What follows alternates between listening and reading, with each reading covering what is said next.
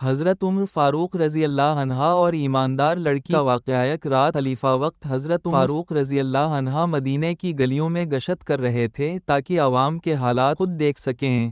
آپ اکثر رات کے وقت بھیس بدل کر شہر کا دورہ کرتے تاکہ کسی کو معلوم نہ ہو۔ اسی دوران آپ ایک گھر کے امیرالمومنین خود موجود ہیں پاس سے گزرے جہاں ماں اور بیٹی کی بات چیت سنائی دی۔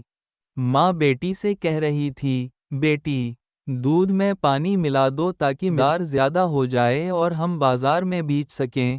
بیٹی نے جواب دیا، امی جان، امیرالمومنین حضرت عمر نے منع کیا ہے کہ دودھ میں پانی نہ ملایا جائے، یہ دھوکہ ہے۔ ماں نے کہا، حضرت عمر تو یہاں نہیں ہیں، وہ کیا جانیں گے؟ بیٹی نے نہایت ایمانداری سے جواب دیا، اگر حضرت عمر نہیں دیکھ رہے تو کیا ہوا؟ اللہ تعالیٰ تو ہمیں دیکھ رہا ہے۔ حضرت عمر رضی اللہ عنہ نے یہ بات سنی تو بے حد متاثر ہوئے۔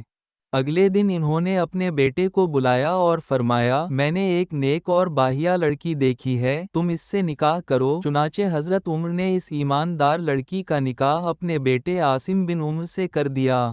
اس نیک لڑکی کی نسل سے آگے چل کر حضرت عمر بن عبدالعزیز پیدا ہوئے جو تاریخ اسلام کے عظیم ترین خلیفہ مانے جاتے ہیں۔ سبق: یہ واقعہ ہمیں سکھاتا ہے کہ سچے دل سے اللہ کا خوف رکھنے والے افراد کو اللہ دنیا و آخرت میں عزت و مقام عطا کرتا ہے۔